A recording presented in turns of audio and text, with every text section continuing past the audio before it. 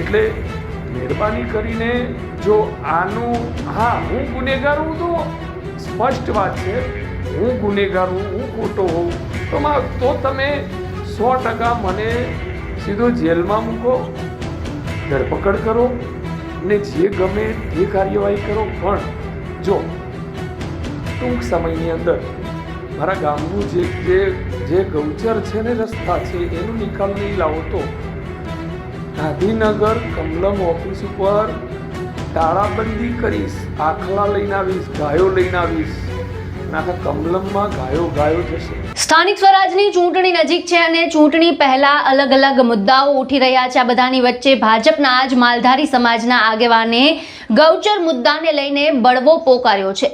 જી હા, વાત છે ભરતભાઈ દેસાઈની, જે મહેસાણાના અલોડા ગામના વતની છે અને વર્ષોથી ગૌચર માટે લડત આપી રહ્યા છે।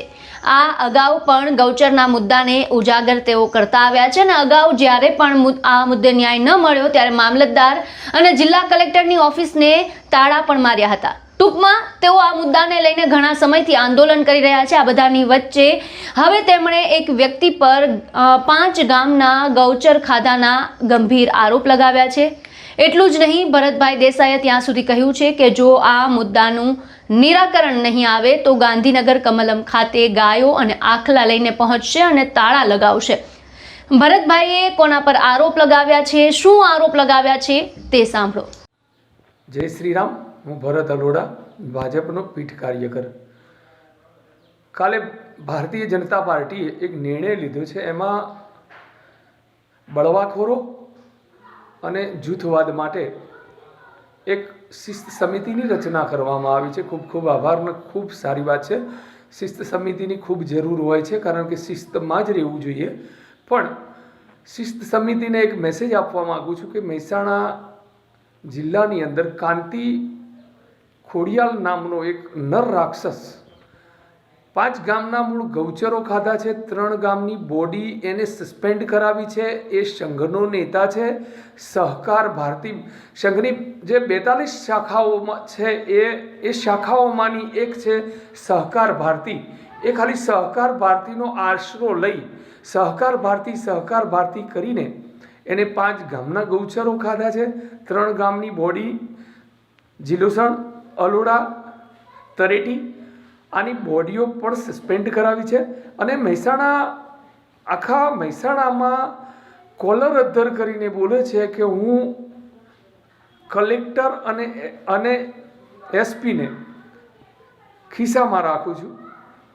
એવું હું નથી કહેતો, એ પોતે કહે છે ને એને સાબિત કરી દીધું છે। 5 વર્ષથી અલોડા ગામ લડે છે અને ગામની બીજી જમીન 20-25 વીઘા જે જમીન છે એના રસ્તા બંધ કરી દીધા। ખેડૂતો ખેતી કરી નથી શકતા અને પોલીસ એક ફોનમાં આવે છે અને એને સાબિત કરી દીધું છે કે હું એ જાહેરમાં બોલે છે કે હું ભાજપનો ફંડિંગ નેતા છું અને એ છે, એ વાત ફાઇનલ છે, એ મૂળ ફંડિંગ છે એ પણ સાબિત થાય છે।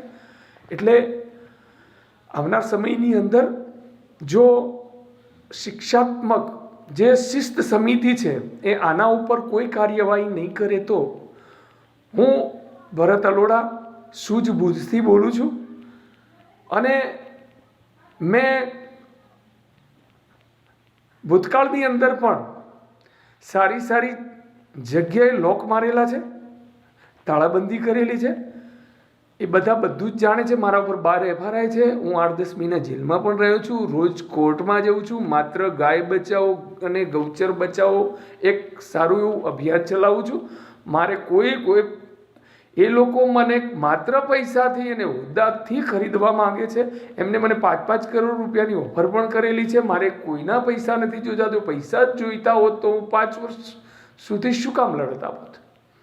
એટલે મહેરબાની કરીને જો આનું, હા હું ગુનેગાર હું તો સ્પષ્ટ વાત છે, હું ગુનેગાર હું, હું ખોટો હોઉં તો તમે 100% મને સીધો જેલમાં મૂકો, ધરપકડ કરો, તમને જે ગમે તે કાર્યવાહી કરો, પણ જો ટૂંક સમયની અંદર મારા ગામનું જે ગૌચર છે ને, રસ્તા છે, એનો નિકાલ નહીં લાવો તો ગાંધીનગર કમલમ ઓફિસ ઉપર તાળાબંધી કરીશ, આખલા લઈને આવીશ, ગાયો લઈને આવીશ અને આખા કમલમમાં ગાયો જશે.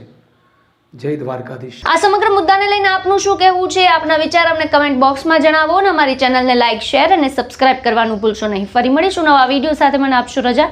નમસ્કાર.